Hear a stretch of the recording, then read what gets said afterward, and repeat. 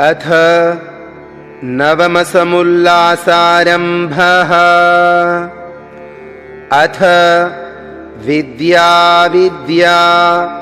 बन्धमोक्षविषयान् व्याख्यास्यामः। विद्याञ्च विद्यां च यस्तद्वेदो भयं सः अविद्यया मृत्युं तीर्त्वा विद्ययामृतमश्नुते।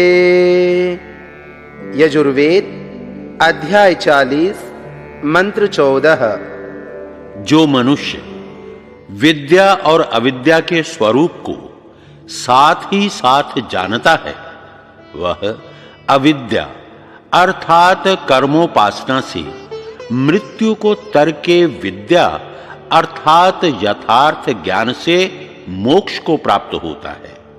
अविद्या का लक्षण: अनित्या शुचि दुःखानात्मसु नित्य शुचि सुखात्मख्याति रविद्या। यह योग सूत्र का वचन है।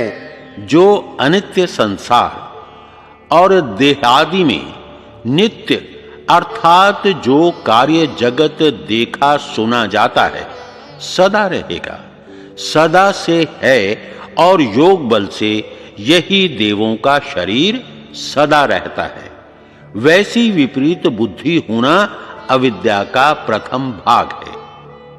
अशुचि अर्थात मलमय स्त्रियादि के शरीर और मिथ्या भाषण, चोरी आदि अपवित्र में पवित्र बुद्धि। दूसरा, अत्यंत विषय सेवन रूप दुख में सुख बुद्धि आदि। तीसरा, अनात्मा में आत्मबुद्धि करना अविद्या का चौथा भाग है। यह 4 प्रकार का विपरीत ज्ञान अविद्या कहलाती है। इसके विपरीत अर्थात अनित्य में अनित्य और नित्य में नित्य, अपवित्र में अपवित्र और पवित्र में पवित्र, दुख में दुख, सुख में सुख, अनात्मा में अनात्मा और आत्मा में आत्मा का ज्ञान होना विद्या है। अर्थात वेत्ति यथावत् तत्वं पदार्थस्वरूपं यया सा विद्या। यया तत्वस्वरूपं न जानाति भ्रमादन्यस्मिन्नन्यं निश्चिनोति सा अविद्या। जिससे पदार्थों का यथार्थ स्वरूप बोध होवे वह विद्या, और जिससे तत्व स्वरूप ना जान पड़े, अन्न में अन्य बुद्धि होवे, वह अविद्या कहलाती है। अर्थात कर्म और उपासना अविद्या इसलिए है कि यह बाह्य और अंतर क्रिया विशेष नाम है, ज्ञान विशेष नहीं। इसी से मंत्र में कहा है कि बिना शुद्ध कर्म और परमेश्वर की उपासना के मृत्यु दुख से पार कोई नहीं होता। अर्थात पवित्र कर्म, पवित्र उपासना और पवित्र ज्ञान ही से मुक्ति, और अपवित्र मिथ्या भाषण आदि कर्म, पाषाण मूर्ति आदि की उपासना और मिथ्या ज्ञान से बंध होता है। कोई भी मनुष्य क्षण मात्र भी कर्म, उपासना और ज्ञान से रहित नहीं होता। इसलिए धर्मयुक्त सत्य भाषण आदि कर्म करना और मिथ्या भाषण आदि अधर्म को छोड़ देना ही मुक्ति का साधन है। मुक्ति किसको प्राप्त नहीं होती? जो बद्ध है। बद्ध कौन है? जो अधर्म अज्ञान में फंसा हुआ जीव है। बंध और मोक्ष स्वभाव से होता है व निमित्त से? निमित्त से, क्योंकि जो स्वभाव से होता तो बंध और मुक्ति की निवृत्ति कभी नहीं होती। न निरोधो न चोत्पत्तिर न बद्धो न च साधकः न मुमुक्षुर न वै मुक्तिरित्येषा परमार्थता। यह श्लोक मांडूक्योपनिषद पर है। जीव ब्रह्म होने से वस्तुतः जीव का निरोध अर्थात ना कभी आवरण में आया, ना जन्म लेता, ना बंध है और ना साधक अर्थात ना कुछ साधना करने हारा है, ना छूटने की इच्छा करता और ना इसकी कभी मुक्ति है। क्योंकि जब परमार्थ से बंध ही नहीं हुआ तो मुक्ति क्या। यह नवीन वेदांतियों का कहना सत्य नहीं, क्योंकि जीव का स्वरूप अल्प होने से आवरण में आता, शरीर के साथ प्रकट होने रूप जन्म लेता, पाप रूप कर्मों के फल भोग रूप बंधन में फंसता, उसके छुड़ाने का साधन करता, दुख से छूटने की इच्छा करता और दुखों से छूटकर परमानंद परमेश्वर को प्राप्त होकर मुक्ति को भी भोगता है। ये सब धर्म देह और अंतःकरण के हैं, जीव के नहीं। क्योंकि जीव तो पाप पुण्य से रहित साक्षी मात्र है। शीतोष्ण आदि शरीर आदि के धर्म हैं, आत्मा निर्लेप है। देह और अंतःकरण जड़ हैं, उनको शीतोष्ण प्राप्ति और भोग नहीं है। जैसे पत्थर को शीत और उष्ण का भान व भोग नहीं है। जो चेतन मनुष्यादि प्राणी उसका स्पर्श करता है, उसी को शीत उष्ण का भाव और भोग होता है। वैसे प्राण भी जड़ है, ना उनको भूख ना पिपासा, किंतु प्राण वाले जीव को क्षुधा तृष्णा लगती है। वैसे ही मन भी जड़ है, ना उसको हर्ष ना शोक हो सकता है, किंतु मन से हर्ष शोक दुख सुख का भोग जीव करता है। जैसे बहिष्करण श्रोत्रादि इंद्रियों से अच्छे बुरे शब्दादि विषयों का ग्रहण करके जीव सुखी दुखी होता है, वैसे ही अंतःकरण अर्थात मन बुद्धि चित्त अहंकार से संकल्प विकल्प निश्चय स्मरण और अभिमान का करने वाला दंड और मान्य का भागी होता है। जैसे तलवार से मारने वाला दंडनीय होता है, तलवार नहीं होती, वैसे ही देह इंद्रिय अंतःकरण और प्राण रूप साधनों से अच्छे बुरे कर्मों का कर्ता जीव सुख दुख का भोगता है। जीव कर्मों का साक्षी नहीं, किंतु कर्ता भोगता है। कर्मों का साक्षी तो एक अद्वितीय परमात्मा है। जो कर्म करने वाला जीव है वही कर्मों में लिप्त होता है, वह ईश्वर साक्षी नहीं। जीव ब्रह्म का प्रतिबिंब है।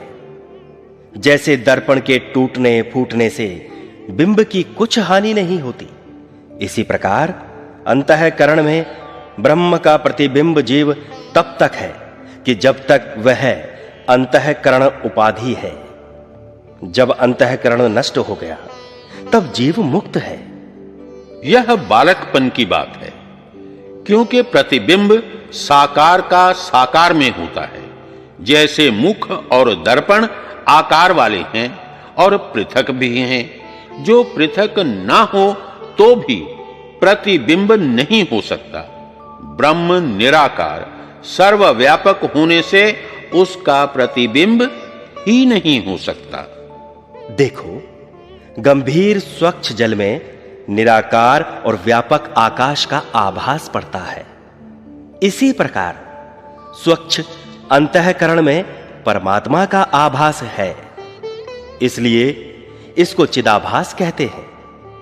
यह बाल बुद्धि का मिथ्या प्रलाप है, क्योंकि आकाश दृश्य नहीं तो उसको आंख से कोई भी क्यों कर देख सकता है। यह जो ऊपर को नीला और धुंधलापन दिखता है, वह आकाश नीला दिखता है व नहीं? नहीं। तो वह क्या है? अलग अलग पृथ्वी, जल और अग्नि के त्रस रेणु दिखते हैं। उसमें जो नीलता दिखती है वह अधिक जल जो के वर्षता है सो वही नील। जो धुंधलापन दिखता है वह पृथ्वी से धूली उड़कर वायु में घूमती है, वह दिखती, और उसी का प्रतिबिंब जल व दर्पण में दिखता है, आकाश का कभी नहीं।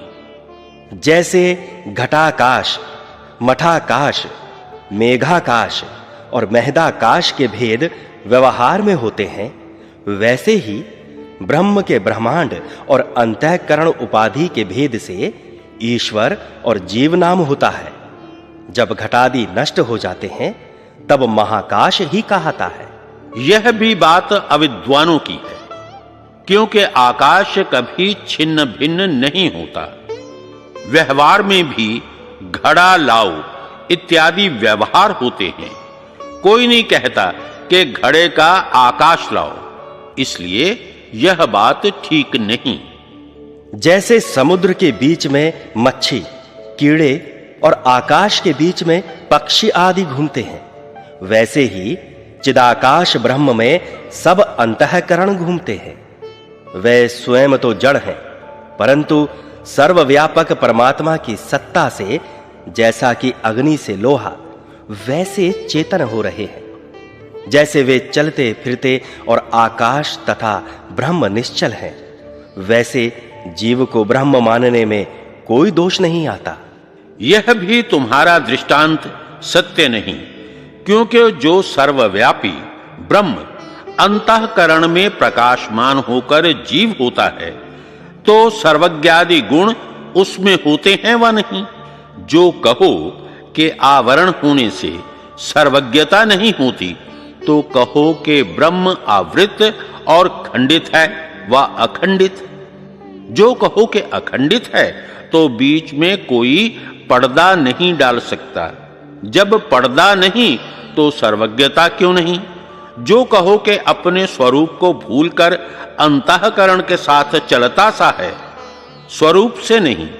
जब स्वयं नहीं चलता तो अंतःकरण जितना जितना पूर्व प्राप्त देश छोड़ता और आगे आगे जहां जहां सरकता जाएगा, वहां वहां का ब्रह्म भ्रांत अज्ञानी होता जाएगा, और जितना जितना छूटता जाएगा वहां वहां ज्ञानी पवित्र और मुक्त होता जाएगा। इसी प्रकार सर्वत्र सृष्टि के ब्रह्म को अंतःकरण बिगाड़ा करेंगे, और बंध मुक्ति भी क्षण क्षण में हुआ करेगी। तुम्हारे कहे प्रमाणे जो वैसा होता तो किसी जीव को पूर्व देखे सुने का स्मरण न होता, क्योंकि जिस ब्रह्म ने देखा वह नहीं रहा। इसलिए ब्रह्म जीव, जीव ब्रह्म एक कभी नहीं होता, सदा पृथक पृथक है। यह सब अध्यारोप मात्र है, अर्थात अन्य वस्तु में अन्य वस्तु का स्थापन करना अध्यारोप कहलाता है। वैसे ही ब्रह्म वस्तु में सब जगत और इसके व्यवहार का अध्यारोप करने से जिज्ञासु को बोध कराना होता है। वास्तव में सब ब्रह्म ही है। यह सब अध्यारोप मात्र है, अर्थात अन्य वस्तु में अन्य वस्तु का स्थापन करना अध्यारोप कहता है। वैसे ही ब्रह्म वस्तु में सब जगत और इसके व्यवहार का अध्यारोप करने से जिज्ञासु को बोध कराना होता है। वास्तव में सब ब्रह्म ही है। अध्यारोप का करने वाला कौन है? जीव। जीव किसको कहते हो? अंतःकरण वच्छिन्न चेतन को। अंतःकरण वच्छिन्न चेतन दूसरा है, वह वही ब्रह्म। वही ब्रह्म है। तो क्या ब्रह्म ही ने अपने में जगत की झूठी कल्पना कर ली? हो, ब्रह्म की इससे क्या हानि? जो मिथ्या कल्पना करता है क्या वह झूठा नहीं होता? नहीं, क्योंकि जो मन वाणी से कल्पित व कथित है वह सब झूठा है। फिर मन वाणी से झूठी कल्पना करने वाला और मिथ्या बोलने वाला ब्रह्म कल्पित और मिथ्यावादी हुआ व नहीं? हां, हमको इष्ट आपत्ति है। वह रे झूठे वेदांतियों, तुमने सत्य स्वरूप, सत्य काम, सत्य संकल्प परमात्मा को मिथ्याचारी कर दिया। क्या यह तुम्हारी दुर्गति का कारण नहीं है? किस उपनिषद, सूत्र व वेद में लिखा है कि परमेश्वर मिथ्या संकल्प और मिथ्यावादी है? क्योंकि जैसे किसी चोर ने कोतवाल को दंड दिया, अर्थात उल्टी चोर कोतवाल को दंडे, इस कहानी के सदृश तुम्हारी बात हुई। यह तो बात उचित है कि कोतवाल चोर को दंडे, परंतु यह बात विपरीत है कि चोर कोतवाल को दंड देवे। वैसे ही तुम मिथ्या संकल्प और मिथ्यावादी होकर वही अपना दोष ब्रह्म में व्यर्थ लगाते हो। जो ब्रह्म मिथ्या ज्ञानी, मिथ्यावादी, मिथ्याकारी होवे तो सब अनंत ब्रह्म वैसा ही हो जाए, क्योंकि वह एक रस है, सत्य स्वरूप, सत्यमानी, सत्यवादी और सत्यकारी है। ये सब दोष तुम्हारे हैं, ब्रह्म के नहीं। जिसको तुम विद्या कहते हो वह अविद्या है और तुम्हारा अध्यारोप भी मिथ्या है, क्योंकि आप ब्रह्म ना होकर अपने को ब्रह्म और ब्रह्म को जीव मानना, यह मिथ्या ज्ञान नहीं तो क्या है? जो सर्वव्यापक है वह परिच्छिन्न ना होने से अज्ञान और बंध में कभी नहीं गिरता, क्योंकि अज्ञान परिच्छिन्न एक देशी अल्प अल्पज्ञ जीव में होता है, सर्वज्ञ सर्वव्यापी ब्रह्म में नहीं। अब मुक्ति बंध का वर्णन करते हैं। मुक्ति किसको कहते हैं? मुंचन्ति पृथक भवन्ति जना यस्याम सा मुक्ति है। जिसमें छूट जाना हो उसका नाम मुक्ति है। किस से छूट जाना? जिससे छूटने की इच्छा सब जीव करते हैं। किस से छूटने की इच्छा करते हैं? जिससे छूटना चाहते हैं। किस से छूटना चाहते हैं? दुख से। छूटकर किसको प्राप्त होते हैं और कहां रहते हैं? सुख को प्राप्त होते और ब्रह्म में रहते हैं। मुक्ति और बंध किन किन बातों से होता है? परमेश्वर की आज्ञा पालने, अधर्म, अविद्या, कुसंग, कुसंस्कार, बुरे व्यसनों से अलग रहने और सत्यभाषण, परोपकार, विद्या, पक्षपात रहित न्याय, धर्म की वृद्धि करने, पूर्वोक्त प्रकार से परमेश्वर की स्तुति, प्रार्थना और उपासना अर्थात योगाभ्यास करने, विद्या पढ़ने, पढ़ाने और धर्म से पुरुषार्थ कर ज्ञान की उन्नति करने, सबसे उत्तम साधनों को करने और जो कुछ करे वह सब पक्षपात रहित न्याय धर्म अनुसार ही करे, इत्यादि साधनों से मुक्ति और इनसे विपरीत ईश्वर आज्ञा भंग करने आदि काम से बंध होता है। मुक्ति में जीव का लय होता है, वह विद्यमान रहता है। विद्यमान रहता है। कहां रहता है? ब्रह्म में। ब्रह्म कहां है? और वह मुक्त जीव एक ठिकाने रहता है, वह स्वेच्छाचारी होकर सर्वत्र विचरता है। जो ब्रह्म सर्वत्र पूर्ण है उसी में मुक्त जीव अव्याहत गति अर्थात उसको कहीं रुकावट नहीं, विज्ञान आनंद पूर्वक स्वतंत्र विचरता है। मुक्त जीव का स्थूल शरीर रहता है वह नहीं रहता। फिर वह सुख और आनंद भोग कैसे करता है? उसके सत्य संकल्प आदि स्वाभाविक गुण सामर्थ्य सब रहते हैं, भौतिक संग नहीं रहता। जैसे शृण्वन् श्रोत्रं भवति, स्पर्शयन् त्वक् भवति, पश्यन् चक्षुर्भवति, रसयन् रसना भवति, जिघ्रन् घ्राणं भवति, मन्वानो मनो भवति, बोधयन् बुद्धिर्भवति, चेतयंश्चित्तं भवत्यहंकुर्वाणोऽहंकारो भवति। शतपथ ब्राह्मण कांड 14। मोक्ष में भौतिक शरीर व इंद्रियों के गोलक जीवात्मा के साथ नहीं रहते, किंतु अपने स्वाभाविक शुद्ध गुण रहते हैं।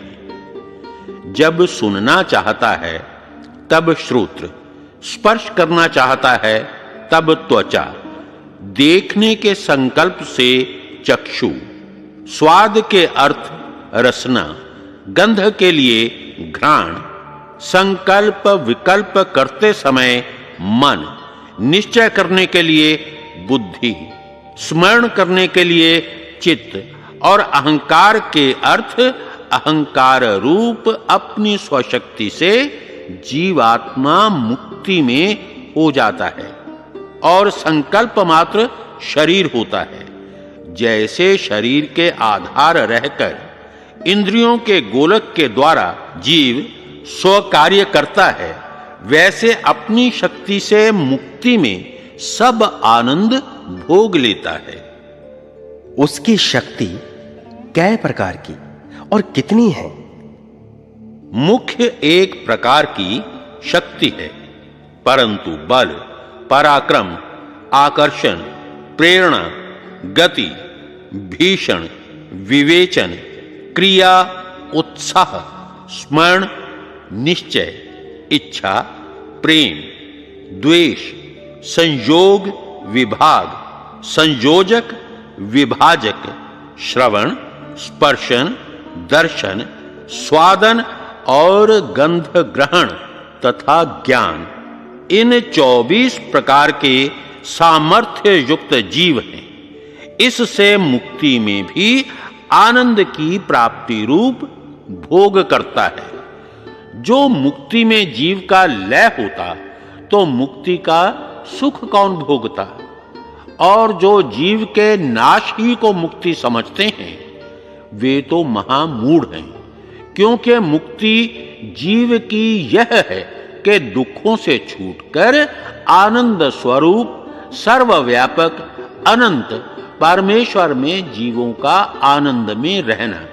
देखो वेदांत शारीरिक सूत्रों में अभावम बादरीराह ह्येवम्, जो बादरी व्यास जी का पिता है वह मुक्ति में जीव का और उसके साथ मन का भाव मानता है, अर्थात जीव और मन का लय पराशर जी नहीं मानते। वैसे ही भावम जैमिनिर विकल्पामननात्, और जैमिनी आचार्य मुक्त पुरुष का मन के समान सूक्ष्म शरीर, इंद्रियां, प्राण आदि को भी विद्यमान मानते हैं, अभाव नहीं। द्वादशाहवत् उभय विधिम बादरायणोतः, व्यास मुनि मुक्ति में भाव और अभाव इन दोनों को मानते हैं, अर्थात शुद्ध सामर्थ्य युक्त जीव मुक्ति में बना रहता है, अपवित्रता, पापाचरण, दुख, अज्ञान आदि का अभाव मानते हैं। यदा पंचावतिष्ठन्ते ज्ञानानि मनसा सह बुद्धिश्च न विचेष्टते तामाहुः परमां गतिम् यह उपनिषद का वचन है।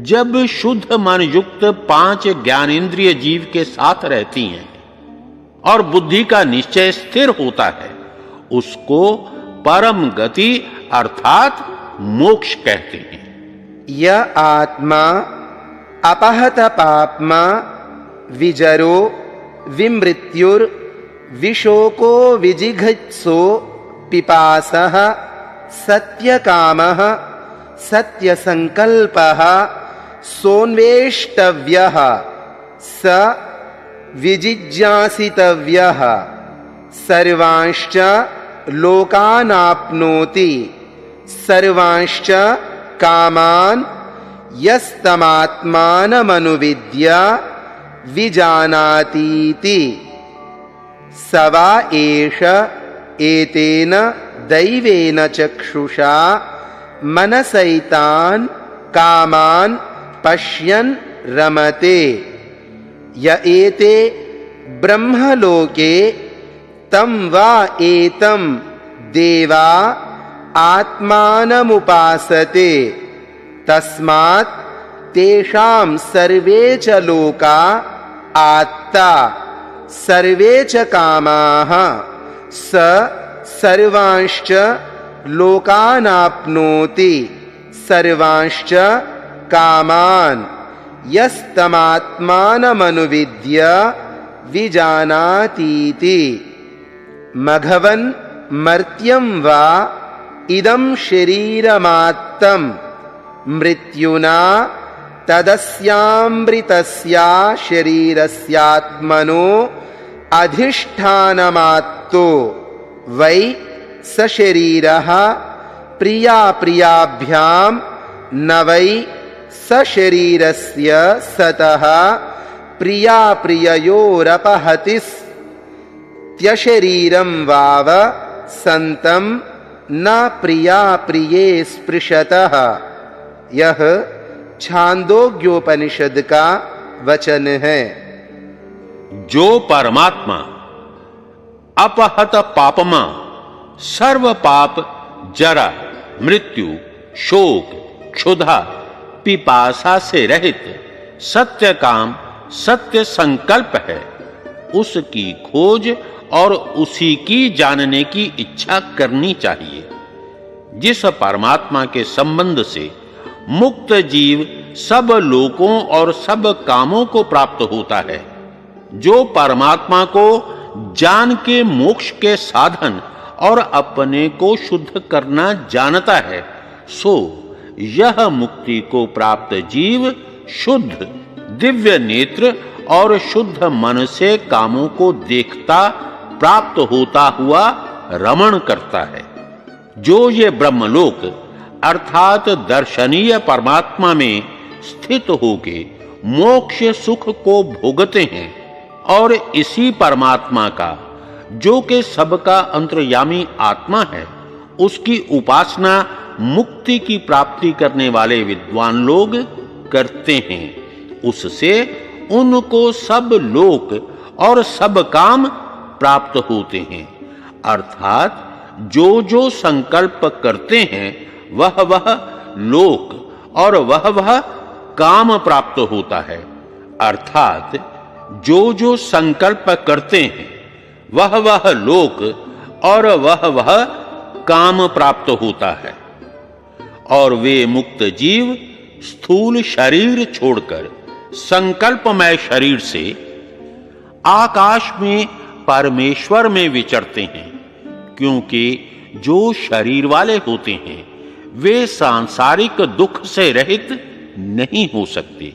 जैसे इंद्र से प्रजापति ने कहा है कि हे परम पूजित धन युक्त पुरुष, यह स्थूल शरीर मरण धर्मा है, और जैसे सिंह के मुख में बकरी होवे वैसे यह शरीर मृत्यु के मुख के बीच है।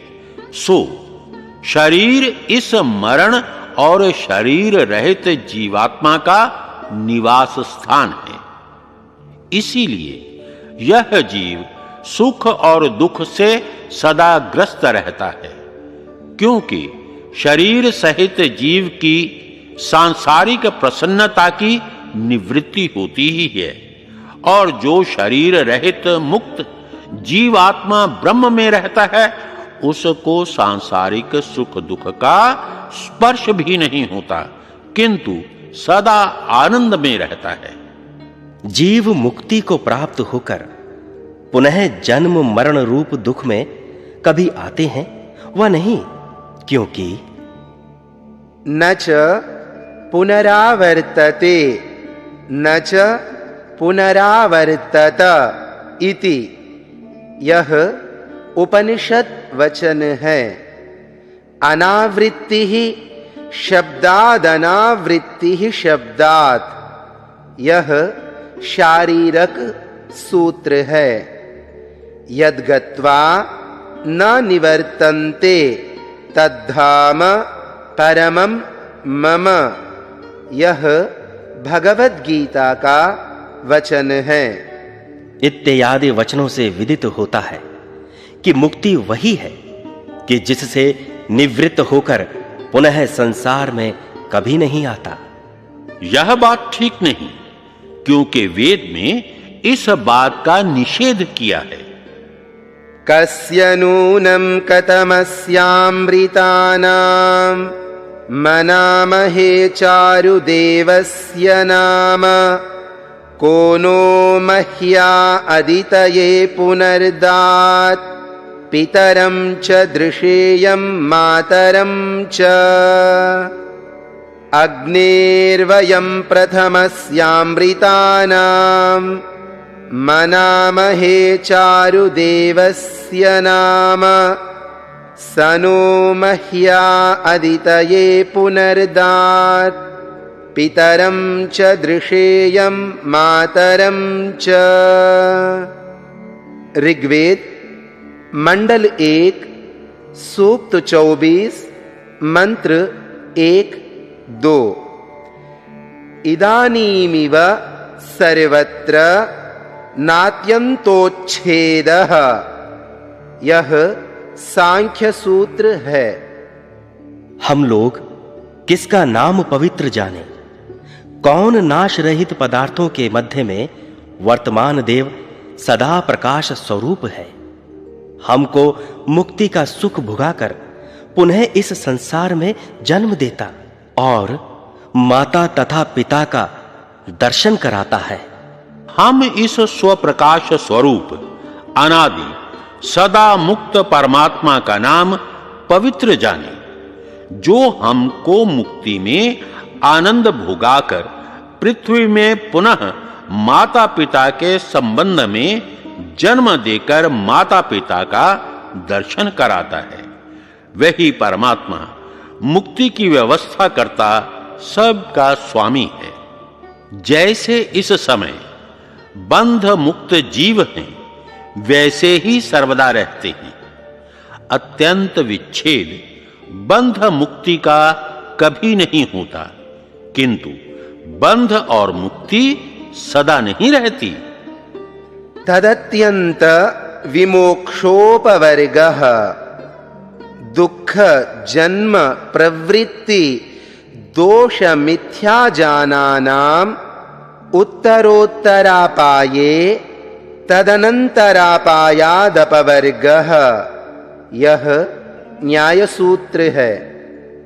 जो दुख का अत्यंत विच्छेद होता है वही मुक्ति कहती है, क्योंकि जब मिथ्या ज्ञान अविद्या लोभ आदि दोष विषय दुष्ट व्यसनों में प्रवृत्ति जन्म और दुख का उत्तर उत्तर के छूटने से पूर्व के निवृत्त होने ही से मोक्ष होता है, जो कि सदा बना रहता है। यह आवश्यक नहीं है कि अत्यंत शब्द अत्यंता भाव ही का नाम होवे। जैसे अत्यंतम दुःखम अत्यंतम सुखम चास्य वर्तते, बहुत दुख और बहुत सुख इस मनुष्य को है। इससे यही विदित होता है कि इसको बहुत सुख व दुख है। इसी प्रकार यहां भी अत्यंत शब्द का अर्थ जानना चाहिए। जो मुक्ति से भी जीव फिर आता है, तो वह कितने समय तक मुक्ति में रहता है? ते ब्रह्मलोकेह परान्तकाले परामृतात् परिमुच्यन्ति सर्वे। यह मुंडकोपनिषद का वचन है। वे मुक्त जीव मुक्ति में प्राप्त होके ब्रह्म में आनंद को तब तक भोग के पुनः महाकल्प के पश्चात मुक्ति सुख को छोड़ के संसार में आते हैं। इसकी संख्या यह है कि 43,20,000 वर्षों की एक चतुर्युगी, 2,000 चतुर्युगियों का एक अहोरात्र, ऐसे 30 अहोरात्रों का एक महीना, ऐसे 12 महीनों का एक वर्ष, ऐसे 100 वर्षों का परांत काल होता है। इसको गणित की रीति से यथावत समझ लीजिए। इतना समय मुक्ति में सुख भोगने का है। सब संसार और ग्रंथकारों का यही मत है कि जिससे पुनः जन्म मरण में कभी ना आवे। यह बात कभी नहीं हो सकती, क्योंकि प्रथम तो जीव का सामर्थ्य शरीर आदि पदार्थ और साधन परिमित है। पुनः उसका फल अनंत कैसे हो सकता है? अनंत आनंद का भोगने का असीम सामर्थ्य कर्म और साधन जीवों में नहीं, इसलिए अनंत सुख नहीं भोग सकते। जिनके साधन अनित्य हैं, उनका फल नित्य कभी नहीं हो सकता। और जो मुक्ति में से कोई भी लौट कर जीव इस संसार में ना आवे, तो संसार का उच्छेद अर्थात जीव निशेष हो जाने चाहिए।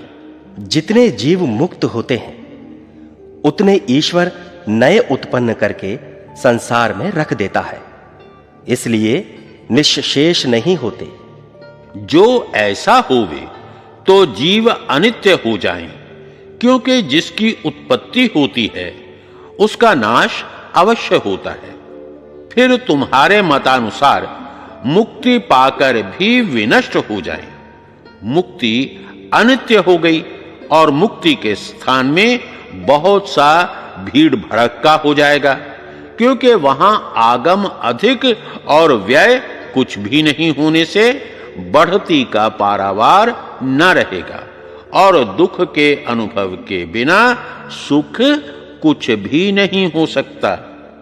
जैसे कटु ना हो तो मधुर क्या, जो मधुर ना हो तो कटु क्या कहावे, क्योंकि एक स्वाद के एक रस के विरुद्ध होने से दोनों की परीक्षा होती है।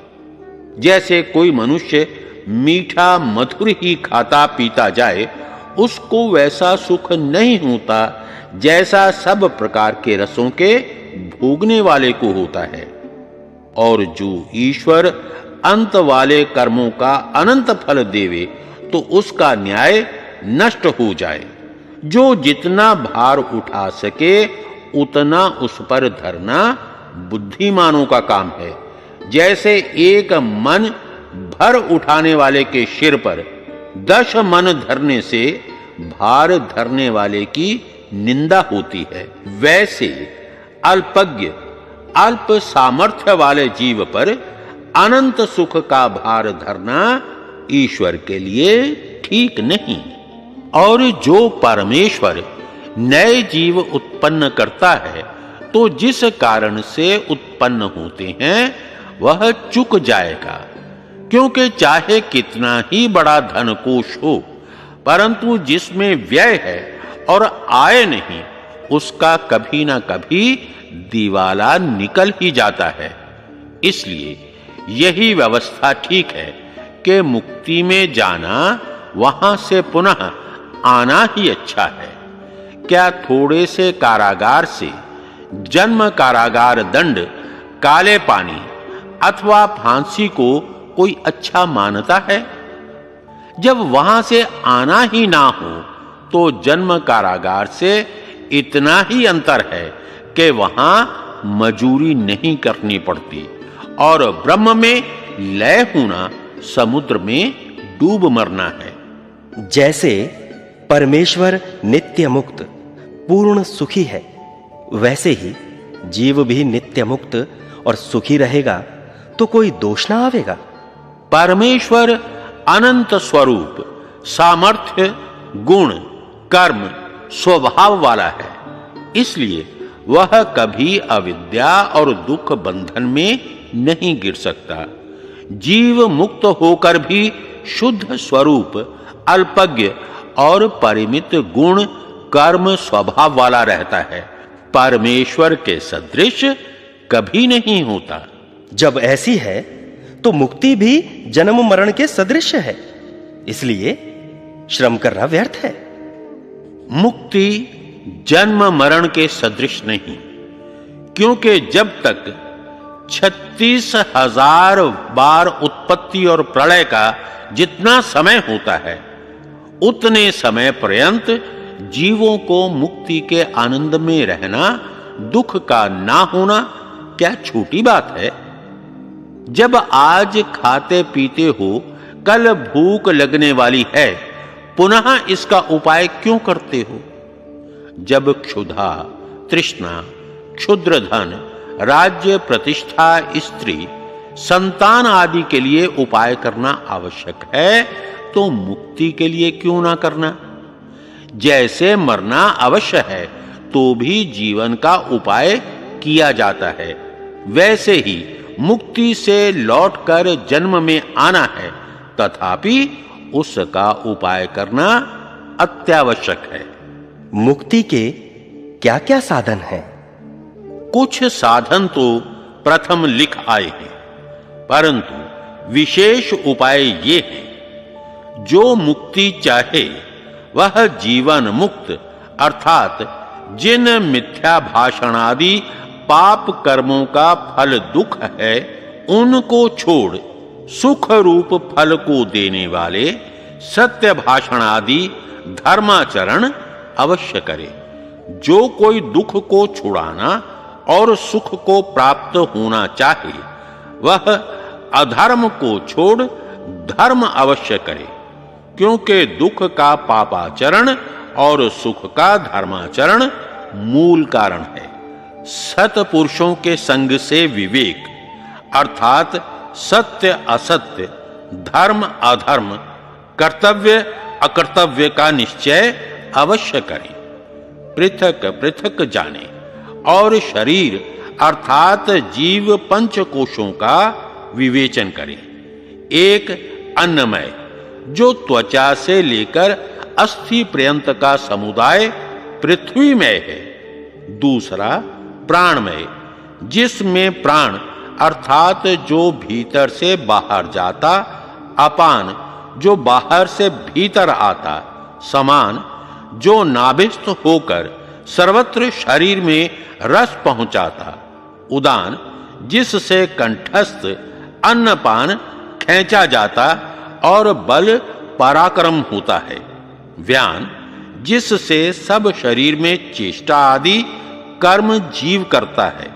तीसरा मनोमय, जिसमें मन के साथ अहंकार, वाक, पाद, पाणी, पायु और उपस्थ 5 कर्म इंद्रियां हैं। चौथा विज्ञानमय, जिसमें बुद्धि, चित्त, श्रोत्र, त्वचा, नेत्र, जिह्वा और नासिका, ये 5 ज्ञान इंद्रियां, जिनसे जीव ज्ञान आदि व्यवहार करता है।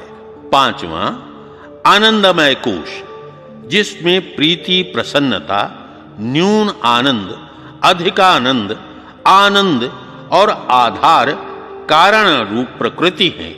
ये 5 कोश कहते हैं। इन्हीं से जीव सब प्रकार के कर्म, उपासना और ज्ञान आदि व्यवहारों को करता है।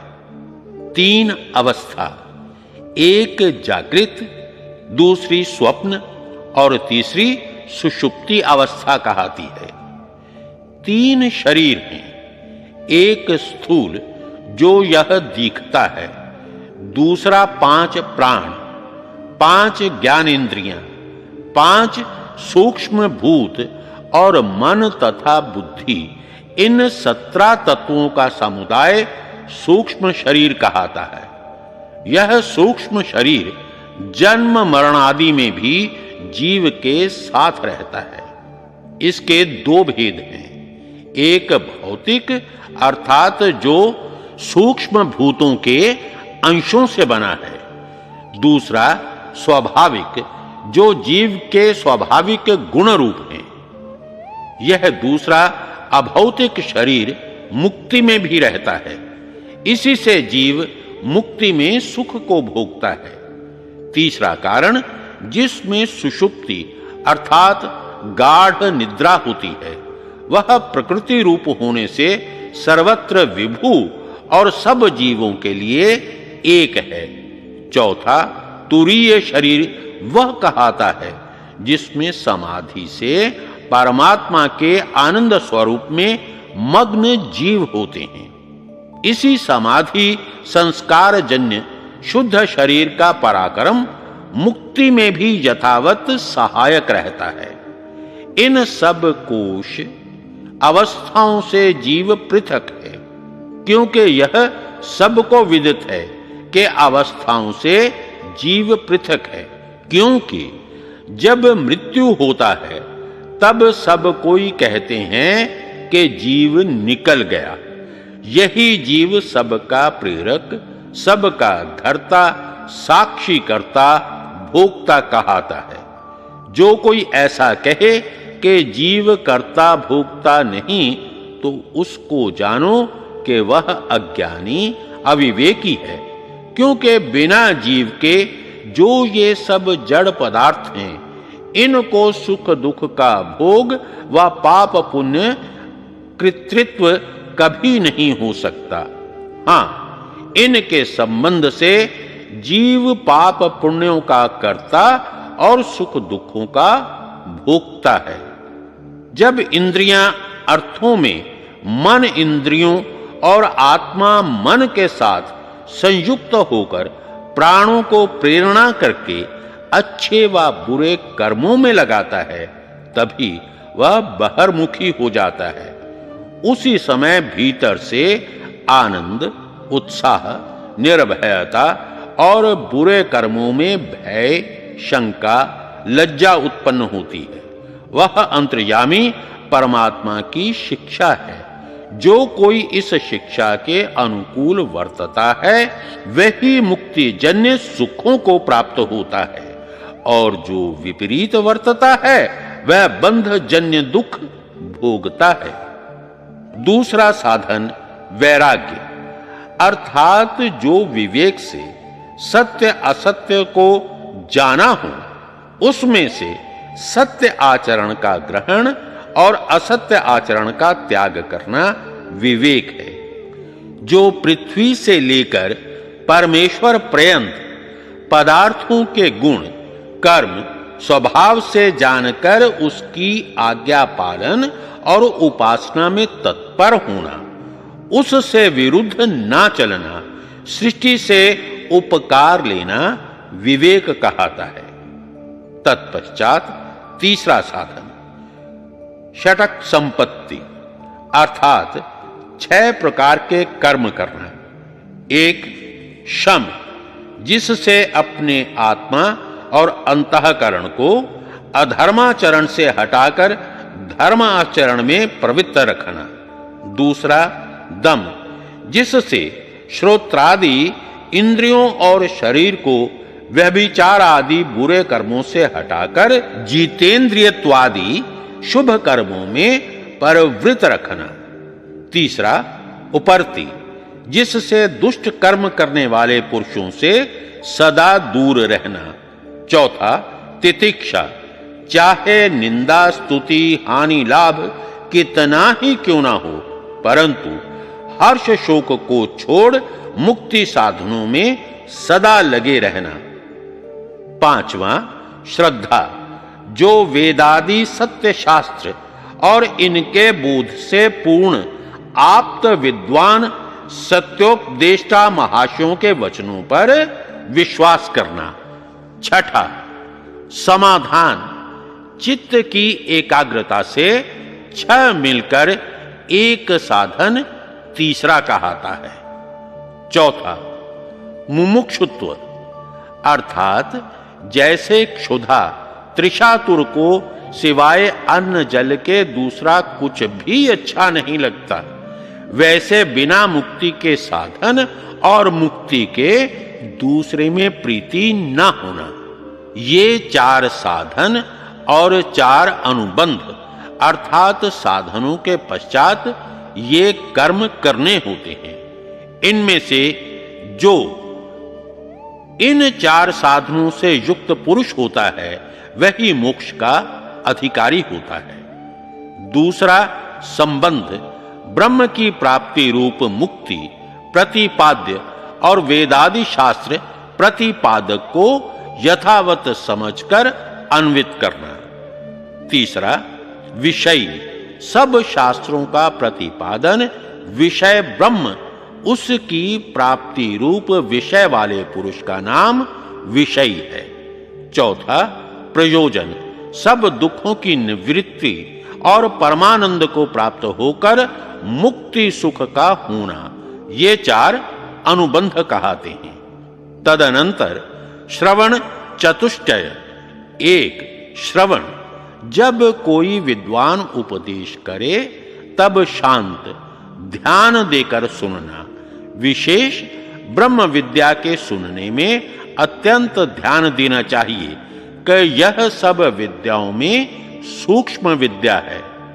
सुनकर दूसरा मनन एकांत देश में बैठ के सुने हुए का विचार करना, जिस बात में शंका हो पुनः पूछना और सुनते समय भी वक्ता और श्रोता उचित समझे तो पूछना और समाधान करना।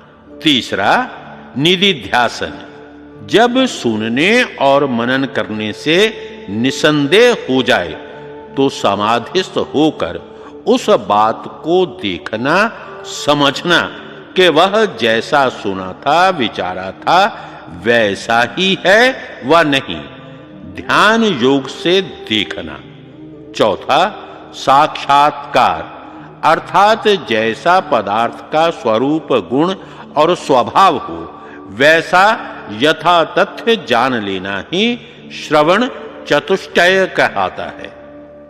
सदा तमोगुण अर्थात क्रोध मलिनता आलस्य प्रमाद आदि, रजोगुण अर्थात ईर्ष्या द्वेष काम अभिमान विक्षेप आदि दोषों से अलग होके सत्व अर्थात शांत प्रकृति पवित्रता विद्या विचार आदि गुणों को धारण करे। मैत्री सुखी जनों में मित्रता, करुणा दुखी जनों पर दया, मुदिता पुण्य आत्माओं से हर्षित होना, उपेक्षा दुष्ट आत्माओं में ना प्रीति और ना वैर करना। नित्य प्रति न्यून से न्यून 2 घंटा पर्यंत मुमुक्षु ध्यान अवश्य करे, जिससे भीतर के मन आदि पदार्थ साक्षात हों। देखो अपने चेतन स्वरूप है, इसी से ज्ञान स्वरूप और मन के साक्षी हैं, क्योंकि जब मन शांत चंचल आनंदित व विषाद युक्त होता है उसको यथावत देखते हैं, वैसे ही इंद्रियां प्राण आदि का ज्ञाता पूर्व दृष्टि का स्मरण करता और एक काल में अनेक पदार्थों के वेत्ता धारण आकर्षण करता और सब से पृथक हैं, जो पृथक ना होते तो स्वतंत्र करता इनके प्रेरक अधिष्ठाता कभी नहीं हो सकते। अविद्यास्मिता राग द्वेषाभिनिवेशाः पंचक्लेशाः। योगशास्त्र पाद 2 सूत्र 3। इनमें से अविद्या का स्वरूप कह आए। पृथक वर्तमान बुद्धि को आत्मा से भिन्न ना समझना अस्मिता, सुख में प्रीति राग, दुख में अप्रीति, द्वेष और सब प्राणी मात्र को यह इच्छा सदा रहती है कि मैं सदा शरीरस्थ रहूं, मरूं नहीं। मृत्यु दुख से त्रास अभिनिवेश कहता है। इन 5 क्लेशों को योगाभ्यास विज्ञान से छुड़ा के ब्रह्म को प्राप्त होके मुक्ति के परमानंद को भोगना चाहिए। जैसी मुक्ति आप मानते हैं वैसी अन्य कोई नहीं मानता। देखो, जैनी लोग मोक्षशिला शिवपुर में जाके चुपचाप बैठे रहना, ईसाई चौथा आसमान जिसमें विवाह, लड़ाई, बाजे गाजे, वस्त्र आदि धारण से आनंद भोगना, वैसे ही मुसलमान 7वें आसमान वाम मार्गी श्रीपुर, शैव कैलाश, वैष्णव बैकुंठ और गोकुलीय गोसाई गोलोक आदि में जाके उत्तम स्त्री, अन्न पान, वस्त्र, स्थान आदि को प्राप्त होकर आनंद में रहने को मुक्ति मानते हैं।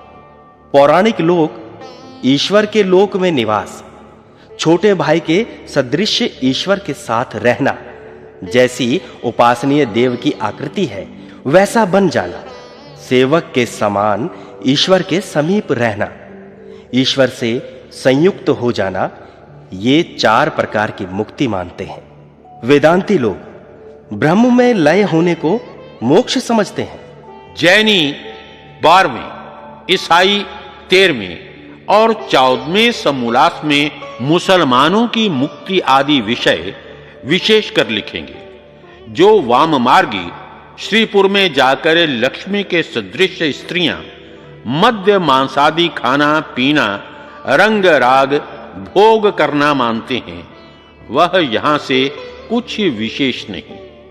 वैसे ही शैव तथा वैष्णवों का महादेव और विष्णु के सदृश आकृति वाले, पार्वती और लक्ष्मी के सदृश स्त्री युक्त होकर आनंद भोगना, यहाँ के धनाढ्य राजाओं से अधिक इतना ही लिखते हैं कि वहां रोग ना होंगे और युवावस्था सदा रहेगी। यह उनकी बात मिथ्या है, क्योंकि जहां भोग वहां रोग और जहां रोग वहां वृद्धावस्था अवश्य होती है। और पौराणिकों से पूछना चाहिए कि जैसी तुम्हारी 4 प्रकार की मुक्ति है, वैसी तो कृमि, कीट, पतंग, पशुआदिकों को भी स्वतः सिद्ध प्राप्त है, क्योंकि ये जितने लोग हैं वे सब ईश्वर के हैं, इन्हीं में सब जीव रहते हैं। इसलिए सालोक्य मुक्ति अनायास प्राप्त है। सामीप्य ईश्वर सर्वत्र व्याप्त होने से सब उसके समीप हैं, इसलिए सामीप्य मुक्ति भी स्वतः सिद्ध है। सानुज्य जीव ईश्वर से सब प्रकार छोटा और चेतन होने से स्वतः बंधुवत है, इससे सानुज्य मुक्ति भी बिना प्रयत्न के सिद्ध है। और सब जीव सर्वव्यापक परमात्मा में व्याप्य होने से संयुक्त हैं, इससे सायुज्य मुक्ति भी स्वतः सिद्ध है। और जो अन्य साधारण नास्तिक लोग मरने से तत्वों में मिलकर परम मुक्ति मानते हैं, वह तो कुत्ते गधे आदि को भी प्राप्त है। ये मुक्तियां नहीं हैं, किंतु एक प्रकार का बंधन है, क्योंकि ये लोग शिवपुर, मोक्षशिला, चौथे आसमान, 7वें आसमान, श्रीपुर, कैलाश, वैकुंठ, गोलोक को एक देश में स्थान विशेष मानते हैं। जो वे उन स्थानों से पृथक हों तो मुक्ति छूट जाए। इसीलिए जैसे 12 पत्थर के भीतर दृष्टि बंध होते हैं, उसके समान बंधन में होंगे। मुक्ति तो यही है कि जहां इच्छा हो वहां विचरे, कहीं अटके नहीं, ना भय, ना शंका, ना दुख होता है। जो जन्म है वह उत्पत्ति और मरना प्रलय कहा है, समय पर जन्म लेते। जन्म एक है वह अनेक, अनेक जो अनेक हो तो पूर्व जन्म और मृत्यु की बातों का स्मरण क्यों नहीं? जीव अल्पज्ञ है, त्रिकालदर्शी नहीं, इसलिए स्मरण नहीं रहता। और जिस मन से ज्ञान करता है वह भी एक समय में दो ज्ञान नहीं कर सकता। भला पूर्व जन्म की बात तो दूर रहने दीजिए, इसी देह में जब गर्भ में जीव था, शरीर बना, पश्चात जन्मा, 5वें वर्ष से पूर्व तक जो बातें हुई हैं उनका स्मरण क्यों नहीं कर सकता? और जागृत व स्वप्न में बहुत सा व्यवहार प्रत्यक्ष में करके जब सुषुप्ति अर्थात गाढ़ निद्रा होती है तब जागृत आदि व्यवहार का स्मरण क्यों नहीं कर सकता? और तुमसे कोई पूछे कि 12 वर्ष के पूर्व 13वें वर्ष के 5वें महीने के 9वें दिन 10 बजे पर पहली मिनट में तुमने क्या किया था? तुम्हारा मुख, हाथ, कान, नेत्र, शरीर किस और किस प्रकार का था और मन में क्या विचार था? जब इसी शरीर में ऐसा है तो पूर्व जन्म की बातों के स्मरण में शंका करनी केवल लड़कपने की बात है। और जो स्मरण नहीं होता है इसी से जीव सुखी है, नहीं तो सब जन्मों के दुखों को देख देख दुखित होकर मर जाता। जो कोई पूर्व और पीछे जन्म के वर्तमान को जानना चाहे तो भी नहीं जान सकता, क्योंकि जीव का ज्ञान और स्वरूप अल्प है। यह बात ईश्वर के जानने योग्य है, जीव के नहीं। जब जीव को पूर्व का ज्ञान नहीं और ईश्वर इसको दंड देता है तो जीव का सुधार नहीं हो सकता, क्योंकि जब उसको ज्ञान हो कि हमने अमुक काम किया था उसी का ये फल है, तभी वह पाप कर्मों से बच सके। तुम ज्ञान कै प्रकार का मानते हो? प्रत्यक्ष आदि प्रमाणों से 8 प्रकार का। तो जब तुम जन्म से लेकर समय समय में राज, धन, बुद्धि, विद्या, दारिद्र्य, निर्बुद्धि, मूर्खता आदि सुख दुख संसार में देखकर पूर्व जन्म का ज्ञान क्यों नहीं करते? जैसे एक अवैद्य और एक वैद्य को कोई रोग हो उसका निदान अर्थात कारण वैद्य जान लेता है और अविद्वान नहीं जान सकता। उसने वैदिक विद्या पढ़ी है और दूसरे ने नहीं, परंतु ज्वर आदि रोग होने से अवैद्य भी इतना जान सकता है कि मुझसे कोई कुपथ्य हो गया है जिससे मुझे यह रोग हुआ है। वैसे ही जगत में विचित्र सुख दुख आदि की घटती बढ़ती देख के पूर्व जन्म का अनुमान क्यों नहीं जान लेते? और जो पूर्व जन्म को ना मानोगे तो परमेश्वर पक्षपाती हो जाता है, क्योंकि बिना पाप के दारिद्र्य आदि दुख और बिना पूर्व संचित पुण्य के राज्य, धनाढ्यता और निर्बुद्धिता उसको क्यों दी? और पूर्व जन्म के पाप पुण्य के अनुसार दुख सुख के देने से परमेश्वर न्यायकारी यथावत रहता है। एक जन्म होने से भी परमेश्वर न्यायकारी हो सकता है। जैसे सर्वोपरि राजा जो करे सो न्याय। जैसे माली अपने उपवन में छोटे और बड़े वृक्ष लगाता, किसी को काटता, उखाड़ता और किसी की रक्षा करता, बढ़ाता है। जिसकी जो वस्तु है उसको वह चाहे जैसे रखे, उसके ऊपर कोई भी दूसरा न्याय करने वाला नहीं जो उसको दंड दे सके। वह ईश्वर किसी से डरे। परमात्मा जिसलिए न्याय चाहता करता, अन्याय कभी नहीं करता, इसीलिए वह पूजनीय और बड़ा है। जो न्याय विरुद्ध करे वह ईश्वर ही नहीं।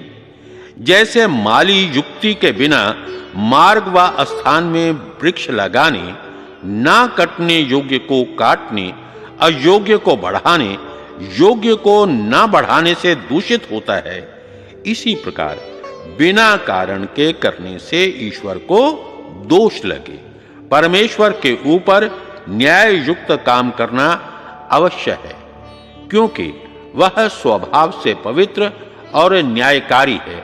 जो उन्मत्त के समान काम करे तो जगत के श्रेष्ठ न्यायाधीश से भी न्यून और अप्रतिष्ठित होवे। क्या इस जगत में बिना योग्यता के उत्तम काम किए प्रतिष्ठा और दुष्ट काम किए बिना दंड देने वाला निंदनीय अप्रतिष्ठित नहीं होता? इसीलिए ईश्वर अन्याय नहीं करता, इसी से किसी से नहीं डरता। परमात्मा ने प्रथम ही से जिसके लिए जितना देना विचारा है उतना देता और जितना काम करना है उतना करता है। उसका विचार जीवों के कर्म अनुसार होता है, अन्यथा नहीं। जो अन्यथा हो तो वह भी अपराधी अन्यायकारी होवे। बड़े छोटों को एक सा ही सुख दुख है, बड़ों को बड़ी चिंता और छोटों को छोटी। जैसे किसी साहूकार का विवाद राजघर में लाख रुपए का हो तो वह अपने घर से पालकी में बैठकर कचहरी में उष्ण काल में जाता हो। बाजार में होके उसको जाता देखकर अज्ञानी लोग कहते हैं कि देखो पुण्य पाप का फल। एक पालकी में आनंद पूर्वक बैठा है और दूसरे बिना जूते पहरे नीचे से तप्यमान होते हुए पालकी को उठाकर ले जाते हैं। परंतु बुद्धिमान लोग इसमें यह जानते हैं कि जैसे जैसे कचहरी निकट आती जाती है वैसे वैसे साहूकार को बड़ा शोक और संदेह बढ़ता जाता और काहरों को आनंद होता जाता है। जब कचहरी में पहुंचते हैं तब सेठ जी इधर उधर जाने का विचार करते हैं कि प्राण विभाग अर्थात वकील के पास जाऊं व सरिश्तेदार के पास। आज हारूंगा व जीतूंगा, ना जाने क्या होगा। और कहार लोग तंबाकू पीते परस्पर बातचीत करते हुए प्रसन्न होकर आनंद में सो जाते हैं। जो वह जीत जाए तो कुछ सुख और हार जाए तो सेठ जी दुख सागर में डूब जाए और वे कहार जैसे के वैसे रहते हैं। इसी प्रकार जब राजा सुंदर कोमल बिछोने में सोता है तो भी शीघ्र निद्रा नहीं आती और मजूर कंकर पत्थर और मट्टी ऊंचे नीचे स्थल पर सोता है उसको झट ही निद्रा आ जाती है। ऐसे ही सर्वत्र समझो। यह समझ अज्ञानियों की है। क्या किसी साहूकार से कहें कि तू कहार बन जा और कहार से कहें कि तू साहूकार बन जा, तो साहूकार कभी कहार बनना नहीं और कहार साहूकार बनना चाहते हैं। जो सुख दुख बराबर होता तो अपनी अपनी अवस्था छोड़ नीच और ऊंच बनना दोनों ना चाहते। देखो, एक जीव विद्वान पुण्यात्मा श्रीमान राजा की रानी के गर्भ में आता और दूसरा महादरिद्र घसियारे के गर्भ में आता है। एक को गर्भ से लेकर सर्वथा सुख और दूसरे को सब प्रकार दुख मिलता है। एक जब जन्मता है तब सुंदर सुगंधि युक्त जलादि से स्नान, युक्ति से नाड़ी छेदन, दुग्ध पान आदि यथा योग्य प्राप्त होते हैं। जब वह दूध पीना चाहता है तो उसके साथ मिश्री आदि मिलाकर यथेष्ट मिलता है। उसको प्रसन्न रखने के लिए नौकर चाकर, खिलौना, सवारी, उत्तम स्थानों में लाड़ से आनंद होता है। दूसरे का जन्म जंगल में होता, स्नान के लिए जल भी नहीं मिलता। जब दूध पीना चाहता तब दूध के बदले में घूंसा, थपेड़ा आदि से पीटा जाता है। अत्यंत आर्त स्वर से रोता है, कोई नहीं पूछता। इत्यादि जीवों को बिना पुण्य पाप के सुख दुख होने से परमेश्वर पर दोष आता है। दूसरा, जैसे बिना किए कर्मों के सुख दुख मिलते हैं तो आगे नरक स्वर्ग भी ना होना चाहिए, क्योंकि जैसे परमेश्वर ने इस समय बिना कर्मों के सुख दुख दिया है वैसे मरे पीछे भी जिसको चाहेगा उसको स्वर्ग में और जिसको चाहे नरक में भेज देगा। पुनः सब जीव अधर्म युक्त हो जाएंगे। धर्म क्यों करें?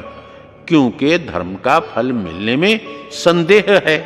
परमेश्वर के हाथ है, जैसे उसकी प्रसन्नता होगी वैसा करेगा। तो पाप कर्मों में भय ना होकर संसार में पाप की वृद्धि और धर्म का क्षय हो जाएगा। इसलिए पूर्व जन्म के पुण्य पाप के अनुसार वर्तमान जन्म और वर्तमान तथा पूर्व जन्म के कर्मानुसार भविष्यत जन्म होते हैं। मनुष्य और अन्य पशुआदि के शरीर में जीव एक सा है, वह भिन्न भिन्न जाति के हैं। जीव एक से हैं, परंतु पाप पुण्य के योग से मलिन और पवित्र होते हैं। मनुष्य का जीव पशुआदि में और पशुआदि का मनुष्य के शरीर में और स्त्री का पुरुष के और पुरुष का स्त्री के शरीर में जाता आता है, वह नहीं? हां, जाता आता है, क्योंकि जब पाप बढ़ जाता पुण्य न्यून होता है, तब मनुष्य का जीव पशुआदि नीच शरीर, और जब धर्म अधिक तथा अधर्म न्यून होता है तब देव अर्थात विद्वानों का शरीर मिलता, और जब पुण्य पाप बराबर होता है तब साधारण मनुष्य जन्म होता है। इसमें भी पुण्य पाप के उत्तम, मध्यम और निकृष्ट होने से मनुष्यादि में भी उत्तम, मध्यम, निकृष्ट शरीर आदि सामग्री वाले होते हैं। और जब अधिक पाप का फल पशुआदि शरीर में भोग लिया है, पुनः पाप पुण्य के तुल्य रहने से मनुष्य शरीर में आता है, और पुण्य के फल भोग कर फिर भी मध्यस्थ मनुष्य के शरीर में आता है। जब शरीर से निकलता है उसी का नाम मृत्यु, और शरीर के साथ संयोग होने का नाम जन्म है। जब शरीर छोड़ता तब यमालय अर्थात आकाशस्थ वायु में रहता है, क्योंकि यमेन वायुना वेद में लिखा है कि यम नाम वायु का है। गरुड़ पुराण का कल्पित यम नहीं। इसका विशेष खंडन मंडन 11वें समूलास में लिखेंगे। पश्चात धर्मराज अर्थात परमेश्वर उस जीव के पाप पुण्य अनुसार जन्म देता है। वह वायु, अन्न, जल अथवा शरीर के छिद्र द्वारा दूसरे के शरीर में ईश्वर की प्रेरणा से प्रविष्ट होता है, जो प्रविष्ट होकर क्रमशः वीर्य में जा गर्भ में स्थित हो शरीर धारण कर बाहर आता है। जो स्त्री के शरीर धारण करने योग्य कर्म हो तो स्त्री, और पुरुष के शरीर धारण करने योग्य कर्म हो तो पुरुष के शरीर में प्रवेश करता है। और नपुंसक गर्भ की स्थिति समय स्त्री पुरुष के शरीर में संबंध करके रज वीर्य के बराबर होने से होता है।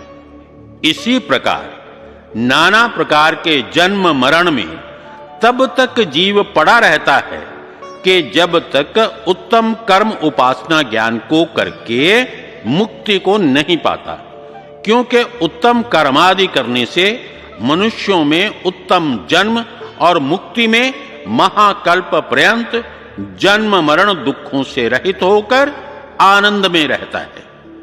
मुक्ति एक जन्म में होती है, वह अनेकों में, अनेक जन्मों में, क्योंकि भिद्यते हृदय ग्रंथिश्छिद्यन्ते सर्व संशयाः क्षीयन्ते चास्य कर्माणि तस्मिन् दृष्टे परावरे।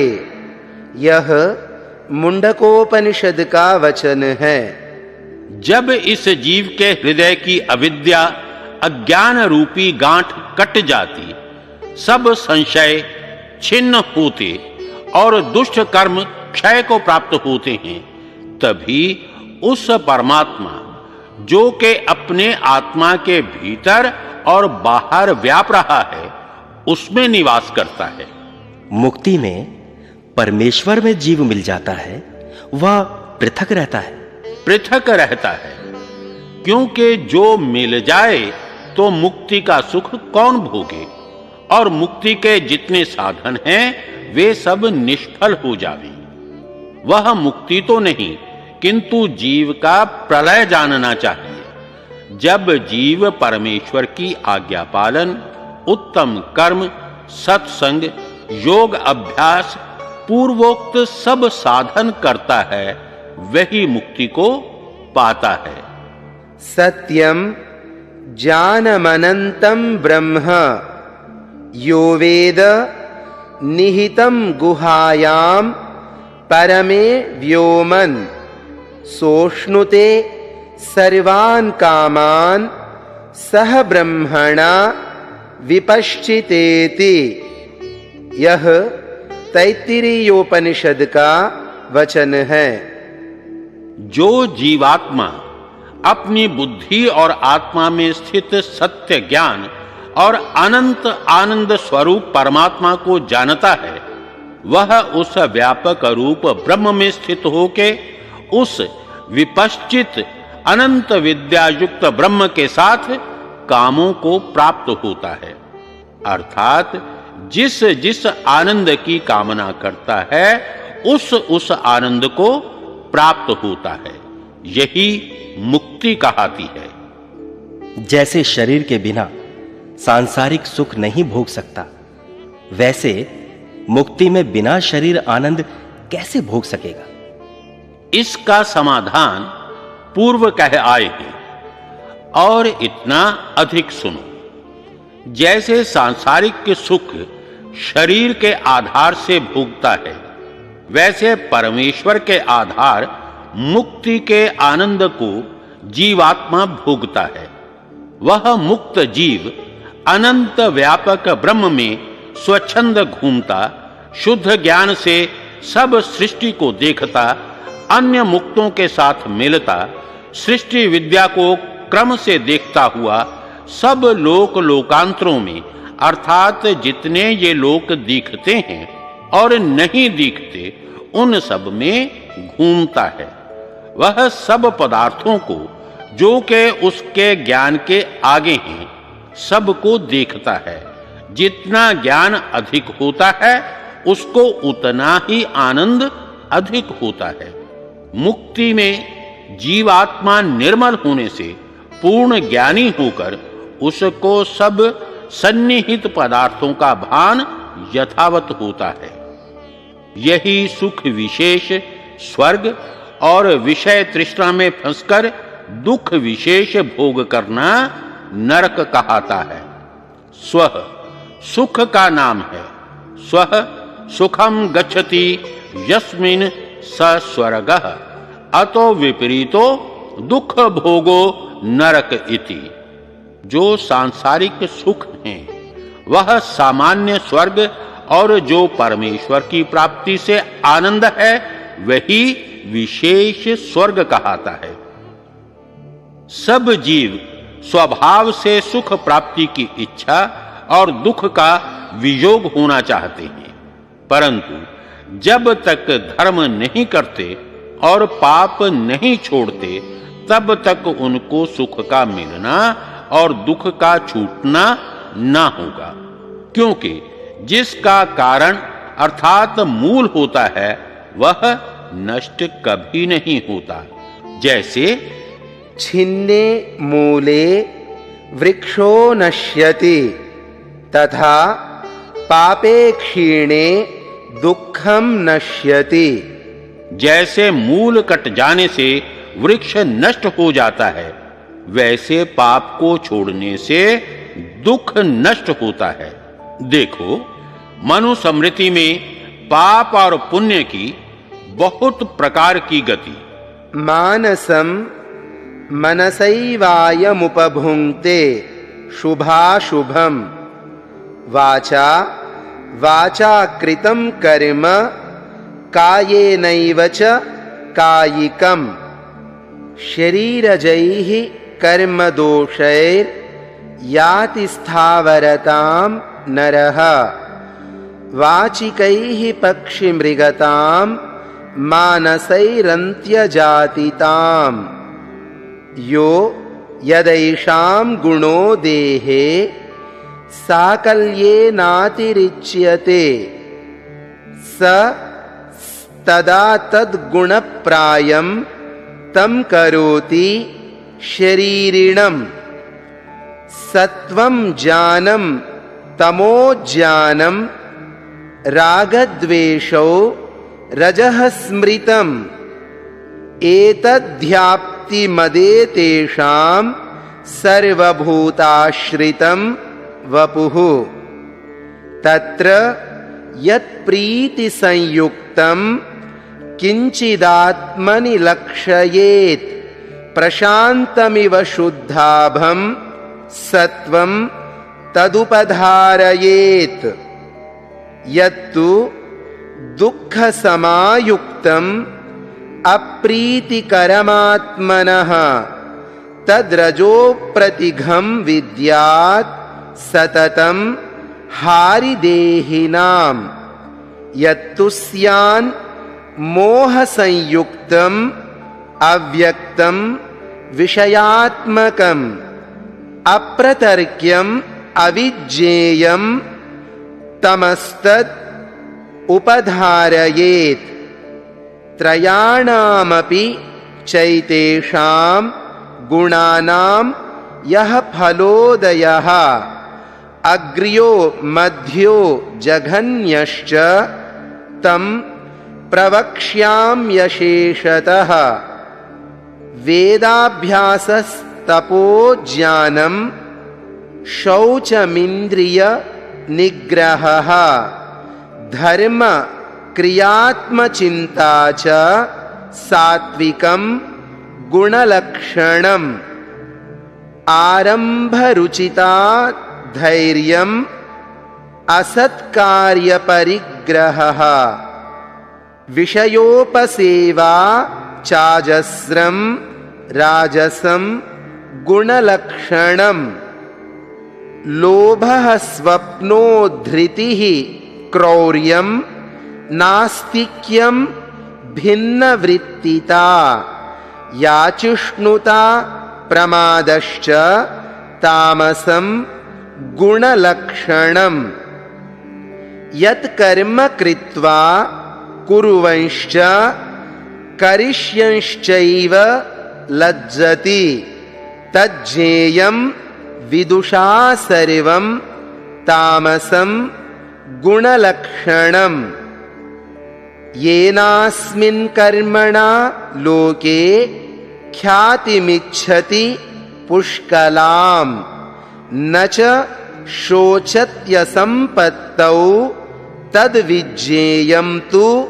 राजसम् यत् सर्वेणेच्छति ज्ञातुं यन्न लज्जति चाचरन् तेन तुष्यति चात्मास्य तत् सत्वगुणलक्षणम् तमसो लक्षणं कामो रजसस्त्वर्थ उच्यते सत्वस्य लक्षणं धर्मः श्रैष्ठ्यमेषां यथोत्तरम् मनुस्मृति अध्याय 12।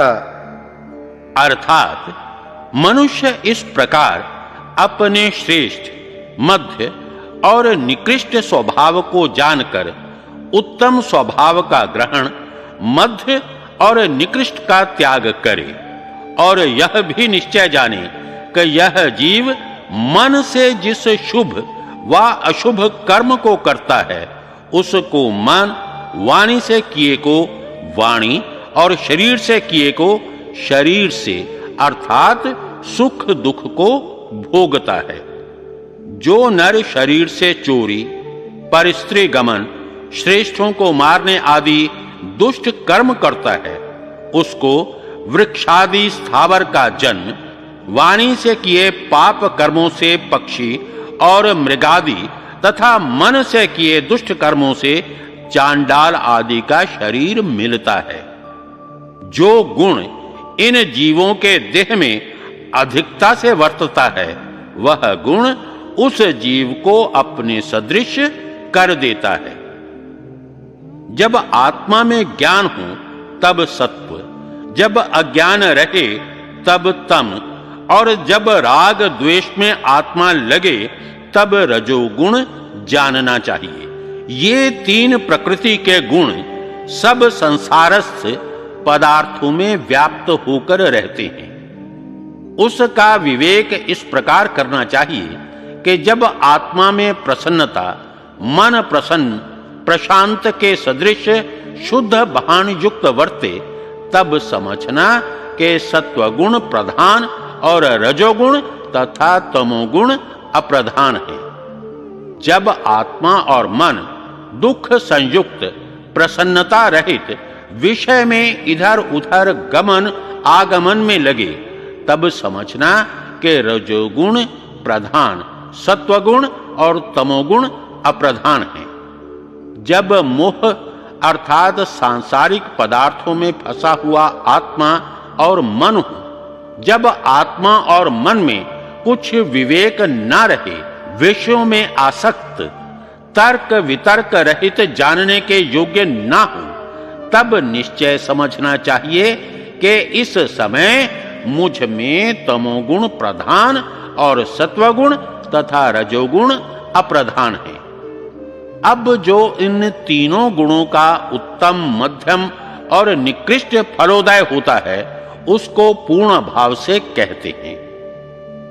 जो वेदों का अभ्यास, धर्म अनुष्ठान, ज्ञान की वृद्धि, पवित्रता की इच्छा, इंद्रियों का निग्रह, धर्म क्रिया और आत्मा का चिंतन होता है, यही सत्व गुण का लक्षण है।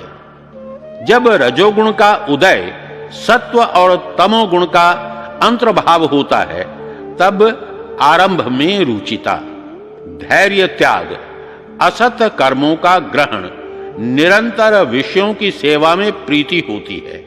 तभी समझना कि रजोगुण प्रधानता से मुझ में वर्त रहा है। जब तमोगुण का उदय और दोनों का अंतर्भाव होता है, तब अत्यंत लोभ अर्थात सब पापों का मूल बढ़ता, अत्यंत आलस्य और निद्रा, धैर्य का नाश, क्रूरता का होना, नास्तिक्य अर्थात वेद और ईश्वर में श्रद्धा का न रहना, भिन्न भिन्न अंतःकरण की वृत्ति और एकाग्रता का अभाव, जिस किसी से याचना अर्थात मांगना, प्रमाद अर्थात मद्यपान आदि दुष्ट व्यसनों में फंसना होवे, तब समझना कि तमोगुण मुझ में बढ़कर वर्तता है। यह सब तमोगुण का लक्षण विद्वान को जानने योग्य है, तथा जब अपना आत्मा जिस कर्म को करके करता हुआ और करने की इच्छा से लज्जा, शंका और भय को प्राप्त होवे, तब जानो कि मुझ में प्रवृद्ध तमोगुण है। जिस कर्म से इस लोक में जीवात्मा पुष्कल प्रसिद्धि चाहता, दरिद्रता होने में भी चारण भाट आदि को दान देना नहीं छोड़ता, तब समझना कि मुझ में रजोगुण प्रबल है।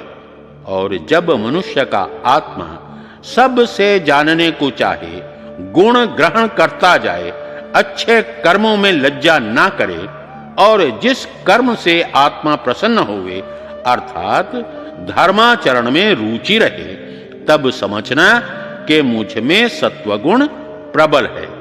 तमोगुण का लक्षण काम, रजोगुण का अर्थ संग्रह की इच्छा और सत्वगुण का लक्षण धर्म सेवा करना है। परंतु तमोगुण से रजोगुण और रजोगुण से सत्वगुण श्रेष्ठ है। अब जिस जिस गुण से जिस जिस गति को जीव प्राप्त होता है, उसको आगे लिखते हैं। देवत्वं सात्विका यान्ति, मनुष्यत्वं च राजसाः, तिर्यक्त्वं तामसा, नित्यमित्येषा त्रिविधा गतिः। स्थावरा कृमिकीटाश्च मत्स्याः सर्पाश्च कच्छपाः पशवश्च मृगाश्चैव जघन्या तामसी गतिः हस्तिनश्च तुरंगाश्च शूद्रा म्लेच्छाश्च गर्हिताः सिंहा व्याघ्रा वराहाश्च मध्यमा तामसी गतिः चारणाश्च सुपर्णाश्च पुरुषाश्चैव दाम्भिकाः रक्षांसि च पिशाचाश्च तामसीषूत्तमा गतिः झल्ला मल्ला नटाश्चैव पुरुषाः शस्त्रवृत्तयः द्यूतपानप्रसक्ताश्च जघन्या राजसी गतिः राजानः क्षत्रियाश्चैव राज्यां चैव पुरोहिताः वादयुद्धप्रधानाश्च मध्यमा राजसी गतिः गन्धर्वा गुह्यका यक्षा विबुधानुचराश्च ये तथैवाप्सरसः सर्वा राजसीषूत्तमा गतिः तापसा यतयो विप्रा ये च वैमानिका गुणाः नक्षत्राणि च दैत्याश्च प्रथमा सात्विकी गतिः यज्वान ऋषयो देवा वेदा ज्योतिषिवत्सराः पितरश्चैव साध्याश्च द्वितीया सात्विकी गतिः ब्रह्मा विश्वसृजो धर्मो महानव्यक्तमेव च उत्तमां सात्विकीमेतां गतिमाहुर्मनीषिणः इन्द्रियाणां प्रसंगेन धर्मस्यासेवनेन च पापान् संयान्ति संसारान् अविद्वांसो नराधमाः। जो मनुष्य सात्विक हैं वे देव अर्थात विद्वान, जो रजोगुणी होते हैं वे मध्यम मनुष्य, और जो तमोगुण युक्त होते हैं वे नीच गति को प्राप्त होते हैं। जो अत्यंत तमोगुणी हैं वे स्थावर वृक्षादि कृमि कीट मत्स्य सर्प कच्छप पशु और मृग के जन्म को प्राप्त होते हैं। जो मध्यम तमोगुणी हैं वे हाथी घोड़ा शूद्र मलेच्छ निंदित कर्म करने हारे सिंह व्याघ्र वराह अर्थात सूकर के जन्म को प्राप्त होते हैं। जो उत्तम तमोगुणी हैं वे चारण, जो कि कविता दोहा आदि बनाकर मनुष्यों की प्रशंसा करते हैं, सुंदर पक्षी दाम्भिक पुरुष अर्थात अपने मुख से अपनी प्रशंसा करने हारे, राक्षस जो हिंसक, पिशाच जो अनाचारी अर्थात मद्यादि के आहार करता और मलिन रहते हैं, वह उत्तम तमोगुण के कर्म का फल है। जो अत्यंत रजोगुणी हैं वे झल्ला अर्थात तलवार आदि से मारने व कुदार आदि से खोदने हारे, मल्ला अर्थात नौका आदि के चलाने वाले, नट जो बांस आदि पर कला कूदना चढ़ना उतरना आदि करते हैं, शस्त्रधारी भृत्य और मद्य पीने में आसक्त हूं, ऐसे जन्म नीच रजोगुण का फल है। जो अधम रजोगुणी होते हैं वे राजा क्षत्रिय वर्णस्थ राजाओं के पुरोहित वाद विवाद करने वाले दूत प्राण विभाग वकील बैरिस्टर युद्ध विभाग के अध्यक्ष के जन्म पाते हैं। जो उत्तम रजोगुणी हैं वे गंधर्व गाने वाले, गुह्यक वादित्र बजाने हारे, यक्ष, धनाढ्य, विद्वानों के सेवक और अप्सरा अर्थात जो उत्तम रूप वाली स्त्री का जन्म पाते हैं। जो तपस्वी, यति, सन्यासी, वेद पाठी, विमान के चलाने वाले, ज्योतिषी और दैत्य अर्थात देह पोषक मनुष्य होते हैं, उनको प्रथम सत्वगुण के कर्म का फल जाने। जो मध्यम सत्वगुण युक्त होकर कर्म करते हैं वे जीव यज्ञकर्ता, वेदार्थविद, विद्वान, वेद, विद्युत आदि काल विद्या के ज्ञाता, रक्षक, ज्ञानी और साध्य कार्य सिद्धि के लिए सेवन करने योग्य अध्यापक का जन्म पाते हैं। जो उत्तम सत्वगुण युक्त होके उत्तम कर्म करते हैं वे ब्रह्मा, सब वेदों का वेत्ता, विश्वसृज, सब सृष्टि क्रम विद्या को जानकर विविध विमानादि यानों को बनाने हारे, धार्मिक, सर्वोत्तम बुद्धि युक्त और अव्यक्त के जन्म और प्रकृतिशित्व सिद्धि को प्राप्त होते हैं। जो इंद्रिय के वश होकर विषय धर्म को छोड़कर अधर्म करने हारे अविद्वान हैं, वे मनुष्य में नीच जन बुरे बुरे दुख रूप जन्म को पाते हैं।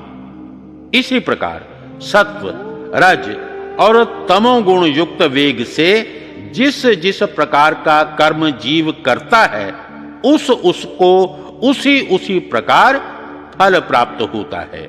जो मुक्त होते हैं वे गुणातीत अर्थात सब गुणों के स्वभावों में ना फंसकर महायोगी होके मुक्ति का साधन करें, क्योंकि योगश्चित्तवृत्ति निरोधः तदा द्रष्टुः स्वरूपेव स्थानम्। ये योग शास्त्र पातंजल के सूत्र हैं। मनुष्य रजोगुण तमोगुण युक्त कर्मों से मन को रोक शुद्ध सत्वगुण युक्त कर्मों से भी मन को रोक शुद्ध सत्व गुण युक्त हो पश्चात उसका निरोध कर एकाग्र अर्थात एक परमात्मा और धर्म युक्त कर्म इनके अग्रभाग में चित्त का ठहरा रखना, निरुद्ध अर्थात सब ओर से मन की वृत्ति को रोकना। जब चित्त एकाग्र और निरुद्ध होता है तब सबके दृष्टा ईश्वर के स्वरूप में जीवात्मा की स्थिति होती है इत्यादि साधन मुक्ति के लिए करे। और अथ त्रिविध दुखात्यंत निवृत्तिरत्यंत पुरुषार्थः, यह सांख्य का सूत्र है। जो आध्यात्मिक अर्थात शरीर संबंधी पीड़ा, आधि भौतिक जो दूसरे प्राणियों से दुखित होना, आधि दैविक जो अतिवृष्टि, अति ताप, अति शीत, मन इंद्रियों की चंचलता से होता है, इस त्रिविध दुख को छुड़ाकर मुक्ति पाना अत्यंत पुरुषार्थ है। इसके आगे आचार, अनाचार और भक्ष अभक्ष का विषय लिखें।